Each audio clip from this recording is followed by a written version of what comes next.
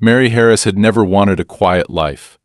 She was born into the dirt, raised with the scent of freshly cut hay in her lungs and the sound of lowing cattle in her ears. Her father, and his father before him, had worked this land long before luxury developments and city money started creeping in from the edges of the county. The farm wasn't just a business, it was a legacy, a part of her blood. It demanded everything of her: long days, sleepless nights, a constant battle against the whims of nature, and an even fiercer battle against bureaucracy. But through every drought, every failed crop, every brutal winter, Mary held on, because there was never any doubt that this was where she belonged. Then the rich people came. It had started gradually, with a few well-dressed couples buying up cheap land on the outskirts of town, building their pristine modern homes with their manicured lawns and automated sprinkler systems. At first, Mary barely noticed them. Her world extended as far as her cattle roamed, and she had little interest in what went on beyond the fence line. But soon, one house became 5, then 10, then an entire gated community boasting tennis courts, a private clubhouse, and a lake that had been artificially stocked with fish for premium recreational experiences. The town council, always eager for new tax revenue, bent over backward to accommodate them, rezoning land, adjusting regulations, and promoting the area as the perfect blend of rustic charm and modern comfort. That was when the complaints started. The newcomers weren't used to the realities of rural life. The smell of manure wafting from Mary's barn offended their delicate senses. The early morning rumble of her tractor interrupted their meditation sessions. The dust kicked up from her plowing settled on their expensive patio furniture. More than once, she'd found notes pinned to her mailbox, passive-aggressive little missives written in elegant, looping cursive, politely requesting that she be more mindful of the surrounding community. She ignored them, of course. These people had chosen to move next to a working farm. If they didn't like it, they could leave. But they didn't leave. They dug in. One afternoon, as Mary was fixing a section of fencing that had been knocked down during the last storm, a man in pressed slacks and a button-down shirt strolled onto her property as if he owned the place. She recognized him immediately: Edward Coleman, one of the ringleaders of the growing movement to modernize the area. A former real estate developer, he had an unsettling air of entitlement, the kind of confidence that came from a lifetime of getting what he wanted. "You've got a problem here, Mary," he said, looking around with a disapproving frown, as if her land was an eyesore. Mary wiped the sweat from her brow and rested one hand on her hip. "Do I?" "You do," he continued, smiling in a way that didn't reach his eyes. "We've had multiple complaints from the community about your property. The smell, the noise, the aesthetics." He gestured vaguely toward her barn, which, while functional, certainly didn't meet the sterile, magazine-perfect aesthetic of his neighborhood. "We're trying to create a more harmonious environment for everyone, and your farm, it's a little disruptive." Mary let out a slow breath, counting to 3 in her head before responding. "This farm has been here for 90 years, Coleman. That development of yours? What, 5? You moved next to me. I didn't move next to you." Edward's smile didn't waver. "Look, I get it. You've been here a long time. But times change. Progress happens. And the town council is very interested in making sure this area grows in the right direction." She crossed her arms. Meaning we're petitioning for new zoning laws that would, let's say, encourage more responsible land use, residential, recreational, less agricultural. There's real opportunity here, Mary. You could sell now and walk away with a lot of money, or you can dig your heels in. But I have to warn you, this fight's going to get expensive. Mary knew a threat when she heard one, and she wasn't one to be bullied. "Get off my land, Coleman," she said, turning back to the fence, dismissing him entirely. But it didn't stop there. Over the next few weeks, the pressure escalated. She started receiving letters from the town council, informing her that they were investigating complaints about her environmental impact. Then came the inspections, first from the health department, then from environmental agencies, all under the guise of routine assessments. They never found anything substantial, but that wasn't the point. The point was to make her life difficult. Then, one morning, She turned on the tap in her kitchen and nothing came out. No water. She checked the pump, the pipe's nothing. After calling the county utility office, she learned that her water source had been rerouted to the new development. Apparently, the land her well had drawn from for decades was now classified as part of a shared resource system that prioritized residential areas. If she wanted continued access, she would need to apply for special agricultural permits, which were notoriously difficult to obtain and even more expensive to maintain. Mary wasn't stupid. This wasn't an accident. It was deliberate. They wanted to strangle her out inch by inch. And then, the final straw. It was a Tuesday morning when she stepped outside and saw the tire tracks. Deep, grooved imprints in the damp earth, leading straight through her pastures. Frowning, she followed them, her boots sinking slightly in the mud. The tracks led past the barn, through the grazing field right to the back fence. And beyond that fence, down in the ravine, lay 3 of her best cows, dead. For a long moment, Mary just stood there staring. Their bodies were twisted at odd angles, as if they'd been forced into a stampede. Their eyes were still open, clouded over, their mouths slightly parted. Whatever had happened, it hadn't been natural. Someone had done this. Her hands curled into fists, nails biting into her palms. This was no longer just an inconvenience. This was a declaration of war. And if they wanted a fight, they were damn well going to get one. Mary had dealt with hardships before. She'd fought through droughts that cracked the earth open like old leather, battled infestations that stripped her crops overnight, survived market crashes that left her hanging by a thread.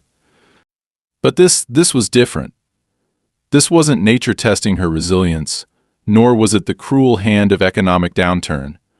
This was calculated, deliberate, a slow tightening of the noose around her livelihood. The water, the inspections, the threats those she could handle. But the cattle? That was personal. That was something she couldn't let slide. She didn't call the sheriff. That would have been the logical thing to do, the reasonable thing, but reason had no place here. The sheriff, like the town council, had already proven himself more interested in keeping the wealthy newcomers happy than upholding any sense of justice. If she called, they'd come out, nod sympathetically, maybe file a report that would never go anywhere. No arrests, no consequences, just a confirmation that whoever was behind this could keep pushing, keep escalating, without fear of reprisal. She wasn't about to give them that satisfaction. Instead, she got to work. The first thing she did was secure what remained of her herd. She reinforced the fences, adding extra layers of barbed wire along the property's perimeter, sinking the posts deeper into the ground so they couldn't be easily knocked loose. She installed motion-activated floodlights around the barn, bright enough to turn night into day. Then came the camera's real ones, not just the decoys she'd put up in the past to deter thieves. These were the kind that recorded everything, backed up to a remote server where no amount of tampering could erase the evidence. She wasn't naive. Cameras wouldn't stop them. A little extra wire wouldn't either. But it would make things harder. And harder meant they'd have to make mistakes. Her suspicions about who was responsible pointed to one man, Edward Coleman. His fingerprints were all over this, from the zoning threats to the underhanded legal maneuvers. But even if she was sure he was orchestrating it, he wasn't doing it alone. One evening she spotted them. It was just past midnight, the fields wrapped in a dense, low fog that rolled in from the hills. She was sitting on her porch, a rifle resting across her lap, when she saw the figures moving along the tree line at the edge of her property. 2 of them, dressed in dark clothes, hoods pulled low. They were cautious but not cautious enough. They thought the darkness would hide them, thought that a woman alone on a farm wouldn't be paying attention. She moved quietly, circling around the back of the house, keeping low as she followed the shadows weaving through the tall grass. They weren't heading toward the barn this time. They were going for the irrigation lines. She didn't give them the chance. She stepped out of the darkness, cocking the rifle just loud enough for the sound to cut through the silence. I'd stop right there if I were you. One of them turned fast, his hands coming up in instinctive surrender. The other hesitated, debating whether to make a run for it. Mary tilted her head, adjusting her grip on the weapon. "Go ahead," she said. "Try it. The second man froze. "Turn around," she ordered. Slow. They did. Young early 20s, maybe? Not the kind of men who made the decisions, just the kind who carried them out. Hired hands. "Who sent you?" she asked. The first one swallowed hard. "Lady, we were just." She stepped forward, letting the barrel of the gun level with his chest. "I didn't ask what you were doing. I asked who sent you." They hesitated. They didn't want to answer. That was fine. She already knew. "I want you to take a message back," she said, her voice steady. "You tell Coleman, or whoever the hell you work for, that if they come onto my land again, they won't be walking away next time." Neither of them argued. She watched as they retreated, disappearing into the night the same way they came. But she knew it wasn't over. This was just a warning, a skirmish before the real war began. The next morning, she found her mailbox ripped from its post, the metal twisted and mangled like it had been wrenched apart by bare hands. Inside, a letter official looking, printed on expensive paper. Notice of violation. The wording was bureaucratic nonsense, but the meaning was clear. According to the town's new environmental sustainability initiative, her property had been flagged for excessive agricultural runoff. If she didn't implement changes to reduce soil erosion and water contamination within 60 days, she'd be facing daily fines. Mary nearly laughed. They weren't even trying to hide it anymore. They were using the system itself as a weapon against her. Fine. Two could play that game. She drove straight to town, marching into the municipal office with a folder of paperwork under one arm and a storm brewing behind her eyes. The clerk behind the desk barely had time to look up before Mary slapped the letter down in front of her. "I want to know exactly who filed this complaint." The woman flinched, adjusting her glasses as she hesitated. I'm not sure I can." Mary leaned in. "You can, and you will." It didn't take long. The complaint had come from a collective community effort, a petition signed by several homeowners from the new development. Most of the names she recognized self-important men and women who had been at the forefront of every attempt to push her out. But it was Coleman's signature at the top, bold and clear. He wasn't just pulling strings from the shadows anymore. He was leading the charge. That was when Mary made her decision. She had spent too long reacting, too long patching fences and fixing damage, too long waiting for the next attack. That wasn't going to cut it anymore. If they wanted to play dirty, she'd show them just how damn dirty she could get. She went home and got to work. The wall went up fast. 30 feet of densely packed hay bales, stacked high along the border of her land. It was a fortress, impenetrable and unyielding, a solid barrier between her and the people who had been trying to drive her out. But it wasn't just about blocking the view. It trapped in the smells they hated so much, funneled the sounds of her farm directly back at them. It was a declaration, loud and unapologetic. "You wanted me gone? Too bad. I'm not going anywhere." The backlash was immediate. By the next day, her phone was ringing off the hook. The town council, local officials, even a lawyer or two, all of them demanding explanations, threatening legal action, trying to strong-arm her into taking it down. She ignored them. Then the neighbors came, furious and fuming, standing at the edge of their pristine neighborhood, staring up at the monolithic wall of hay that now loomed over their properties. Coleman was among them. He looked up at the wall, then back at Mary, who stood calmly on her side of the fence, arms crossed over her chest. "This is childish," he said, his voice tight with anger. Mary smiled. "No, Coleman. This is survival." Coleman was seething. Mary could see it in the rigid way he stood, his hands clenched at his sides, his jaw tight with barely contained fury. The wall had rattled them, every single one of them, but none more than him. He had played his hand too early, thinking she would fold under the pressure, but instead she had shoved the entire game board off the table and rewritten the rules. The others murmured behind him, a collection of homeowners draped in designer sweaters and overpriced sunglasses, their perfectly curated suburban paradise now overshadowed by 30 feet of solid hay. They had moved here expecting rolling green hills and uninterrupted views of the sunset, but now all they had was an unbroken barricade of golden brown defiance. "This isn't over," Coleman finally said, his voice low and sharp, his usual smugness replaced with something colder, more calculating. Mary didn't flinch. She didn't even blink. "It is for today," she said simply, turning on her heel and walking away, leaving him and his cronies fuming behind her. But she knew better than to believe it was truly over. This wasn't the kind of man who took defeat lightly. He was the type to plot, to sit back and plan his next move, to pick away at the foundation until he found the weak spot. She had built her wall to keep them out, but walls only worked when they were respected. And men like Coleman didn't respect boundaries. She wasn't surprised when, 2 days later, the first letter arrived. A formal complaint, stamped with the town's official seal, citing her for unsightly obstructions and community disruption. It claimed her wall was a public nuisance, an eyesore that lowered property values and infringed upon the aesthetic integrity of the neighborhood. She was given 30 days to remove it or face escalating fines. She threw the letter directly into the fire and got back to work.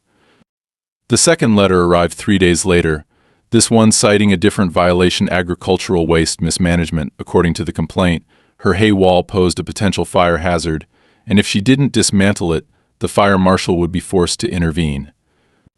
This one she didn't ignore. Instead, she called up an old friend who worked in fire prevention and had him come out to do an inspection on her terms. Together, they coated the outer layers of the hay bales with a flame retardant solution, rendering the entire argument void. When the fire marshal showed up at her property, she met him at the gate with a thick stack of documentation proving the wall was safer than half the houses in that shiny new neighborhood. He left empty-handed, and Mary watched as Coleman, parked up the road in his sleek black car, sped away the moment their eyes met. They wanted a war. She was ready for one. Then the sabotage started. At first it was small things: her trash cans overturned in the night, her mailbox smashed in, deep gouges carved into the wooden posts of her fences. Annoying, but manageable. She replaced what was broken, shrugged off the petty nonsense, and refused to give them the reaction they were hoping for. But when she found the first carcass, she knew things had escalated to something far darker. A dead fox, its body mutilated, dumped just inside her fence line. It wasn't roadkill. It hadn't died naturally.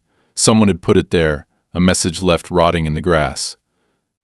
She buried it without a word, but that night she sat on her porch with her rifle, eyes fixed on the darkness beyond her fields. The next day, the water supply to her barn was cut off. Not just disrupted, completely severed. When she traced the line, she found that someone had taken bolt cutters to the piping that ran from the shared well, effectively isolating her from the primary water source.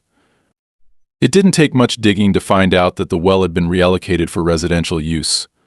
Coleman had used his influence to convince the town that allowing a working farm to tap into the same supply as the pristine suburban homes was an unacceptable health risk. If she wanted access, she'd have to apply for a new permit, which could take months. Mary didn't have months. She had backup water storage, of course, but that wasn't the point. The point was that they weren't just trying to inconvenience her anymore. They were trying to make it impossible for her to stay. So she did what she always did: she adapted. She had an old rain collection system sitting unused in the far fields, rusting from years of neglect. Within 3 days, she had it restored, cleaned, and filtering water straight into her barn. It wasn't perfect, but it was enough. She knew it wouldn't stop there. They had tried legal pressure, then intimidation, then outright sabotage. The next move was obvious. They were going to come for her livelihood. And sure enough, within the week, a health inspector showed up at her door. He was young, nervous, barely out of college. He had the look of someone who wasn't comfortable with what he was doing but had been sent anyway. When she invited him inside, he hesitated at the threshold, clutching his clipboard like a lifeline. I received a complaint about unsanitary conditions," he said, eyes darting around, avoiding hers. Mary folded her arms. "Did you?"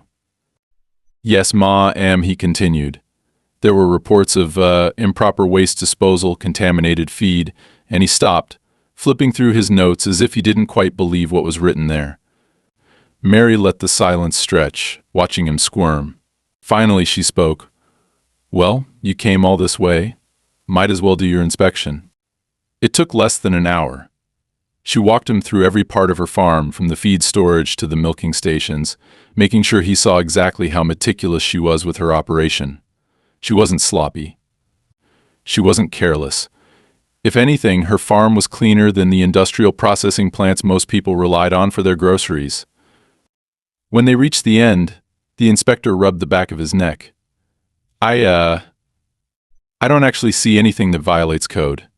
Mary arched an eyebrow. You don't say. He cleared his throat, visibly uncomfortable. I'll file my report, but just so you know, I'll probably be sent back again. They tend to keep filing complaints until they get what they want. Mary nodded. And what do they want? The inspector swallowed. They want you gone. She already knew that, but hearing it said aloud, so plainly, sent something cold slithering down her spine. When he left, she didn't waste time. She called her lawyer. I need you to find me everything you can on Edward Coleman, she said, her voice steady, controlled. I don't care how deep you have to dig. I want to know where his money comes from, who he's in bed with, every deal he's ever made that didn't make it into the papers. Because she wasn't just going to fight back anymore, she was going to destroy him. Mary had always known that fighting back wouldn't be easy, but she also knew that there was no other option. These people weren't going to stop until they had taken everything from her. They had already tried cutting off her water, sabotaging her fences, and attacking her reputation with endless complaints. But they had underestimated her. They thought she would break, that she would give up like some weak-willed fool who didn't understand how the world worked. They were wrong.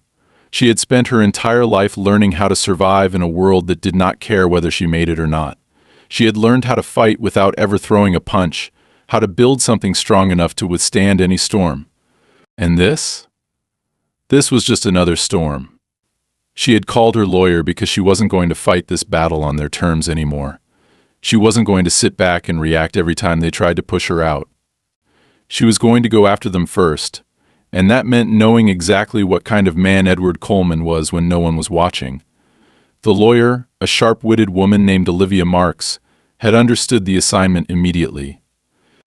It took her less than a week to gather everything she needed, and what she found made Mary smile for the first time in weeks. Coleman wasn't as untouchable as he pretended to be. He had a history, a long and tangled one, full of shady land deals and backroom agreements that never should have been made. His entire career had been built on finding loopholes and exploiting them, on making the right people rich while leaving a mess behind for someone else to clean up. He had been sued more than once for fraudulent business practices, had been quietly pushed out of his last real estate firm after a development project went under, and left hundreds of families with homes that were literally sinking into the ground. The only reason he hadn't been completely ruined was because he had money and connections, and he knew how to make problems disappear before they reached the headlines. But now he had made the mistake of coming after someone who wasn't afraid to fight dirty. Mary didn't go straight to the town council with what she had learned. That would have been too obvious.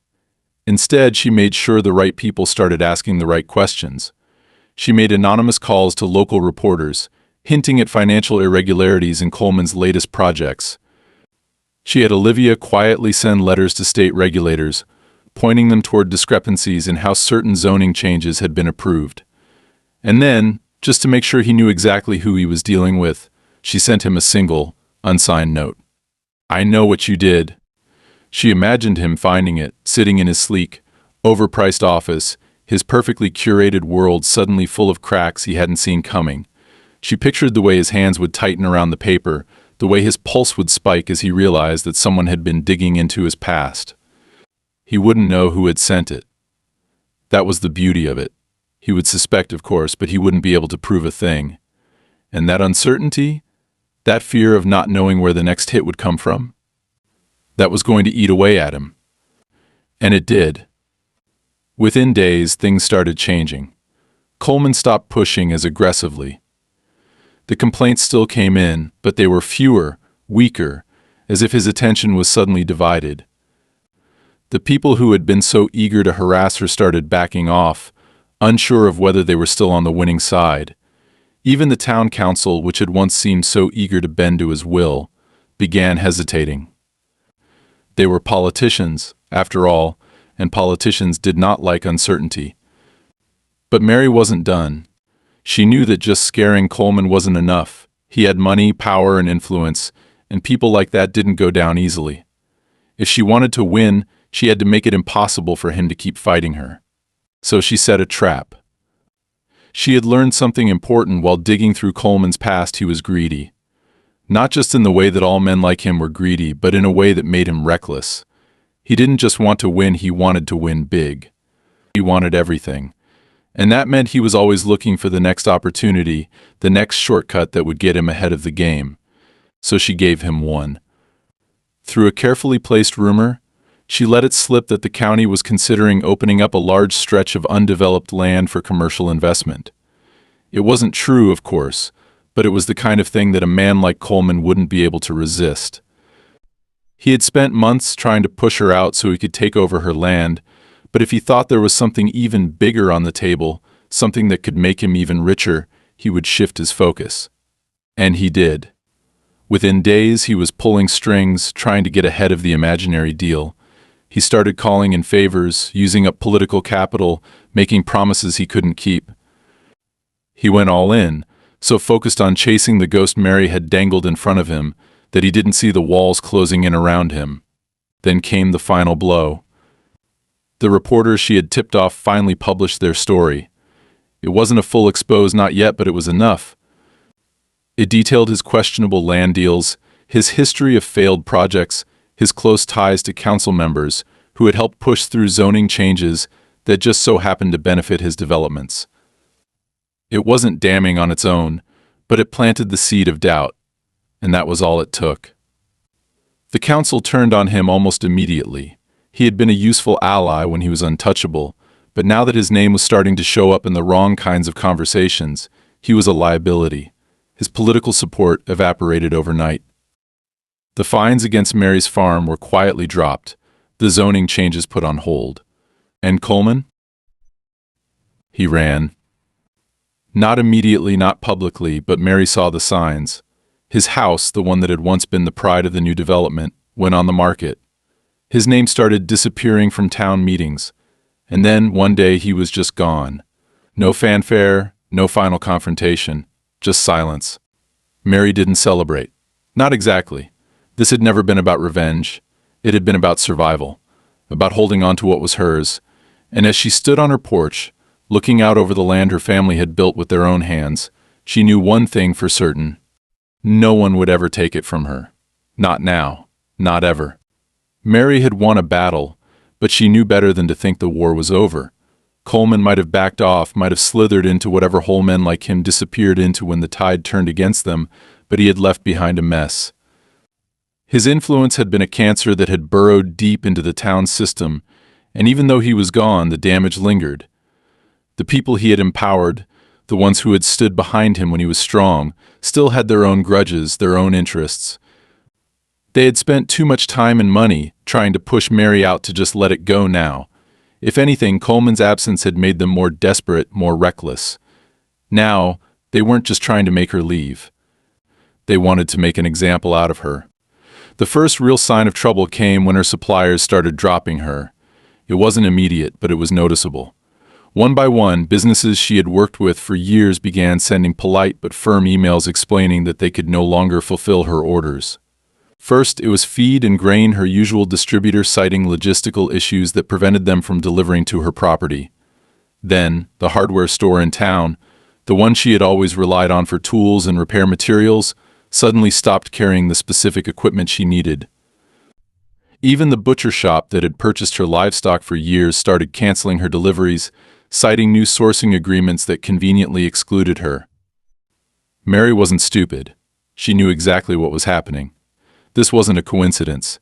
It was a coordinated effort to starve her farm out, to make it impossible for her to function. She could already hear them whispering among themselves, planning out how long it would take before she cracked. They thought she would panic, that she would come crawling to them with an offer to sell, that she would finally admit defeat. Instead, she adapted.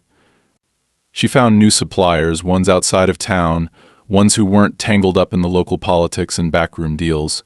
It cost more, and it took longer, but it kept her running. She reached out to smaller farms, to independent ranchers who understood what it was like to be backed into a corner. They traded feed and supplies, bypassing the usual distributors entirely. When the town's butcher refused to buy from her, she found a new buyer 3 counties over. It was inconvenient, but it worked. And when the neighbors saw that she wasn't folding, that she wasn't begging for help, they escalated again. She caught the first man on her property late one night, skulking near the barn with a can of gasoline in his hand. He wasn't some professional, wasn't some hardened criminal sent to burn her out. He was just some fool, some entitled homeowner who had convinced himself that she was the problem, that his property values and his quality of life mattered more than the land she had spent her whole life fighting for. She didn't hesitate. One shot into the air was all it took for him to drop the can and run. She watched as he scrambled over the fence, falling hard on the other side before disappearing into the night. But the next morning she found another warning waiting for her. This time it was a dead rabbit nailed to her fence post, its throat slit, its body still fresh. She stared at it for a long moment, her jaw tight, her breath slow and even. Then, without a word, she pulled it down, buried it in the woods, and went back to work. The second man wasn't as lucky as the first. He came 2 nights later, moving carefully, trying to stay low as he made his way toward her tool shed. He had a crowbar, and he was trying to pry the lock loose when Mary stepped out from the shadows, shotgun in hand, her voice cutting through the stillness like a knife. "You really don't learn, do you?" He spun, startled, and for a moment she saw the panic in his eyes, the realization that he had made a mistake. He hesitated, then dropped the crowbar and bolted, but he wasn't fast enough. Mary wasn't the kind of woman who believed in letting things slide. She fired, not to kill, not even to wound, but close enough that the shot peppered the ground just behind him, close enough that he felt the sting of dirt and rock against his legs. He stumbled, almost fell, but kept running. This time she called the sheriff. Not because she expected him to do anything, she wasn't that naive, but because she wanted it on record. She wanted it known that they had crossed a line, that they weren't just harassing her anymore. They were breaking into her property, trying to destroy what she had built. If something happened, if someone got hurt, there would be no pretending it had all been an accident. The sheriff showed up an hour later, his face carefully neutral, as he listened to her recount what had happened. He took notes, nodded in the right places, but when she handed over the security footage, he hesitated. "Mary," he said, his voice level, almost apologetic, "are you sure you want to push this?" She narrowed her eyes. "What exactly does that mean?" He sighed, rubbing the back of his neck. "I mean, you're making powerful enemies, people who don't like to lose.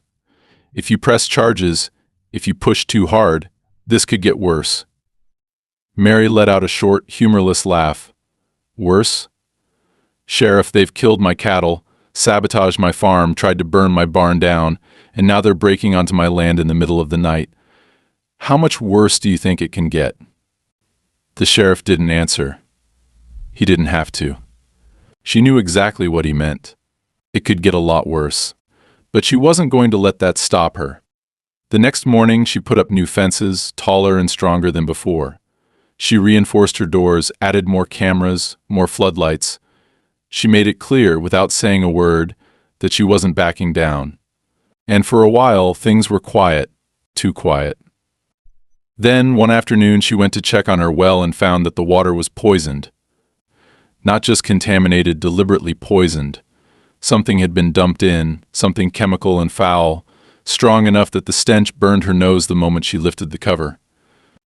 It took 3 weeks to clean, 3 weeks of hauling in water, of working around the damage.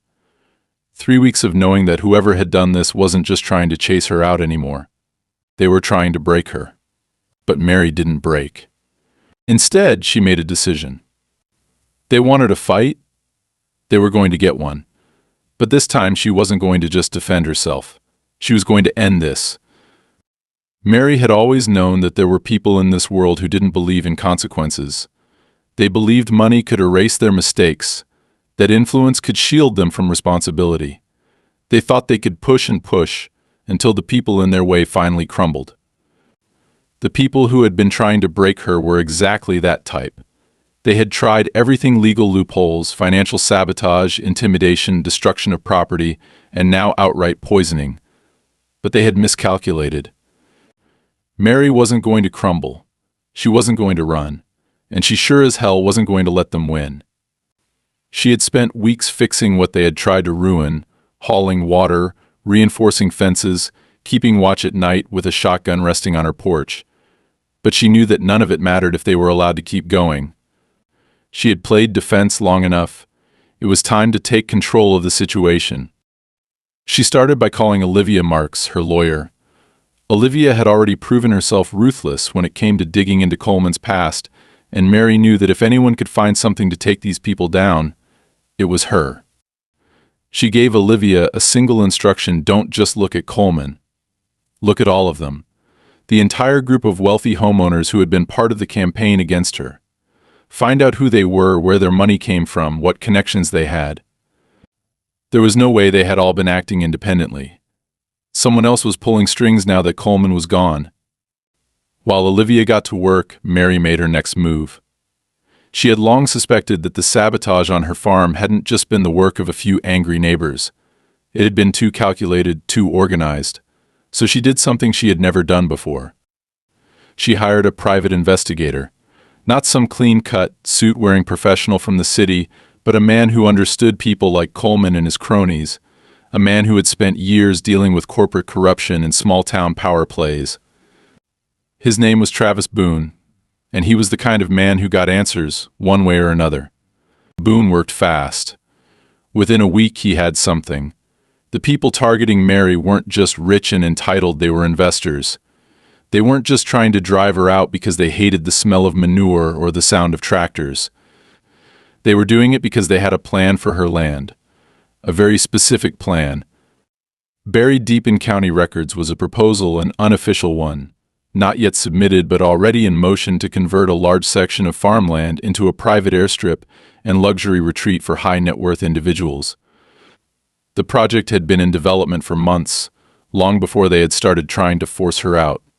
The land surrounding hers had already been quietly purchased by shell companies linked to the Homeowners Association. The final piece they needed? Her farm. This wasn't about property values. It was about control. Mary sat with that information for a long time, staring at the papers Boone had handed her, the maps outlining the planned development, the names of investors who had been carefully hiding their involvement. She recognized several of them people who had been the loudest voices in demanding that she modernize or leave. They had never expected her to fight this hard. They had assumed she would sell, that she would take whatever money they threw at her and walk away. And when she hadn't, they had tried to force her out. They had made one critical mistake. They had left a trail. Mary and Olivia spent hours going through the documents, piecing together connections, finding the weak points. They didn't just want proof, they wanted leverage. They wanted something so damning that the people responsible would never recover. And they found it. Several of the investors had been operating illegally, bypassing environmental regulations, using insider knowledge to manipulate land prices, and most importantly, submitting forged documents to the county zoning board. If that got out, not only would the entire project collapse, but some of them would face criminal charges. Mary had the power to destroy them. But she didn't want to go to war in court. She wanted them to know exactly who they had messed with. She waited until the next town hall meeting, the same kind of meeting where they had once tried to drown her out, to push through their complaints, to have her land reclassified. She walked in without saying a word, taking a seat near the back, her expression unreadable. She let them talk, let them ramble about community concerns and the future of the neighborhood, and then, when the time was right, she stood up. "I have something to add," she said, her voice calm but firm. Every head turned toward her. Some faces tightened with barely concealed annoyance. Others looked smug, as if they had been waiting for her to finally give in. Mary reached into her bag and pulled out a thick folder. She walked straight to the front of the room and placed it on the table where the town officials sat. "This," she said, "is a full record of illegal land acquisitions, forged zoning applications, and fraudulent environmental assessments linked to members of this very community. The room fell silent. She continued, her voice unwavering. For months, you have tried to push me off my land. You cut my water, sabotaged my farm, sent men in the dead of night to try and intimidate me. You even poisoned my well. And why? Because you wanted to build an airstrip for your weekend getaways. Because you thought I was just some dumb farmer who would roll over and take it. She let the words settle, let them feel the weight of what she was saying. Then she smiled. It wasn't a kind smile.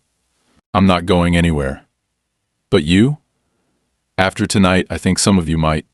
She turned and walked out, leaving the folder sitting on the table like a live grenade with the pin pulled. She didn't have to wait long. Within days, the fallout began. The county officials who had been complicit in the scheme scrambled to distance themselves. Several of the wealthiest homeowners suddenly found themselves under investigation. The fake zoning approvals were overturned, and the land deal collapsed overnight. Without the backing of their investors, the entire development project fell apart. And the people who had tried to destroy her, some of them left town before the scandal could consume them. Others lost everything: their money, their influence, their power. The sheriff, who had tried to warn her off, who had suggested she let it go, showed up at her farm a week later, tipping his hat with something that almost resembled respect. "I guess you were right," he said. Mary didn't answer. She just watched as he drove away. The war was over, and she had won. In the weeks following the collapse of the development scheme, the dust began to settle, but Mary knew better than to believe that things would ever go back to the way they were. She had fought and won, but victories like these always came at a cost. Some of the wealthier homeowners who had been at the center of the scheme packed up and left town before the full weight of their actions could catch up with them. Their pristine, modern homes, once symbols of their arrogance, stood empty, waiting for new buyers who would never know how close this land had come to being paved over and turned into another playground for the rich. Others, the ones who had pushed the hardest to destroy her, weren't as lucky. Investigations had been opened, assets frozen, reputations permanently stained. They had spent so much time trying to erase her from the map that they had never considered the possibility that they would be the ones forced out instead. The town, once so eager to accommodate the newcomers, suddenly remembered its roots. There was something about watching powerful people fall that made the locals reconsider where their loyalties lay. The same officials who had once dismissed her concerns now spoke in hushed, apologetic tones, pretending they had always been on her side. The same businesses that had cut her off when the pressure was on now called to ask if she needed supplies, suddenly eager to make amends. Even the sheriff, the man who had warned her not to push too hard, now drove by her property with a look in his eye that Mary could only describe as reluctant admiration. But she didn't forget. She didn't forgive. She wasn't the kind of woman who held grudges for the sake of it, but she had learned a long time ago that some wounds didn't heal just because people decided to change their tune. She wasn't interested in their apologies, their sudden attempts to be friendly. She had seen what they were willing to do when they thought they could get away with it, and she had no intention of ever letting them get that close again. Instead, she focused on rebuilding. Her land had taken a beating during the fight. The poisoned well had been cleaned, but the damage it had done to her crops and her livestock wasn't something that could be reversed overnight. She had lost money, time, resources. She had spent months fighting for her right to stay, and now she had to pick up the pieces of what they had tried to destroy. But there was something different about it now. Before, every day had been a battle to keep up, to hold on to what she had. Now she was building something stronger, something untouchable. She wasn't just fixing what had been broken, she was making sure that nothing like this could ever happen again. The first thing she did was buy the land surrounding her farm. It had been a calculated risk, one she had been considering even before things had escalated to the point of sabotage. She had known, even then, that the best way to keep her enemies at bay was to make sure they had no foothold near her. But now, with the developers gone and the investment money dried up, the land that had once been earmarked for luxury homes was suddenly worth a fraction of what it had been before, and she had the money. Not just from her farm, but from the settlement money some of the investors had been forced to pay out when the lawsuits started rolling in. She bought it piece by piece, making sure that every acre surrounding her home belonged to her and no one else. Then, she did something that made the remaining neighbors furious. She expanded the wall.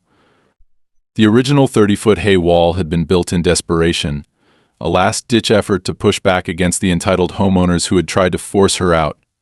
It had been crude, temporary, something to make a statement, rather than a permanent solution. But now she had the time, the money, and the means to make it something more. She tore down the hay bales and replaced them with something real, a tall, reinforced barrier that ran the entire length of her property, solid, unbreakable.